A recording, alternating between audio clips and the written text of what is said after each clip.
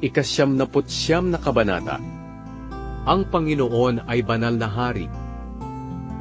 Naghahari ang Panginoon at nakaupo sa gitna ng mga kerubin. Kaya ang mga tao'y nanginginig sa takot at ang mundo'y nayayanig. Makapangyarihan ang Panginoon sa Zion. Dinadakila siya sa lahat ng bansa. Magpupuri ang mga tao sa Kanya, dahil siya ay makapangyarihan at kagalang-galang. Siya ay banal. Siya'y haring makapangyarihan at ang nais niya'y katarungan. Sa kanyang paghatol ay wala siyang kinikilingan, at ang ginagawa niya sa Israel ay matuwid at makatarungan.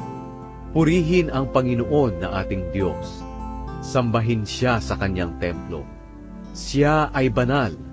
Sina Moises at Aaron ay kanyang mga pari, at si Samuel ay isa sa mga nanalangin sa kanya. Tumawag sila sa Panginoon, at tinugon niya sila. Nakipag-usap siya sa kanila mula sa ulap na parang haligi. Sinunod nila ang mga katuruan at tuntunin na kanyang ibinigay. Panginoon naming Diyos, sinagot niyo ang dalangin ng inyong mga mamamayan. Ipinakita niyo sa kanila na kayo ay Diyos na mapagpatawad, kahit na pinarusahan niyo sila sa kanilang mga kasalanan. Purihin ang Panginoon na ating Diyos. Sambahin siya sa kanyang banal na bundok, dahil ang Panginoon na ating Diyos ay banal.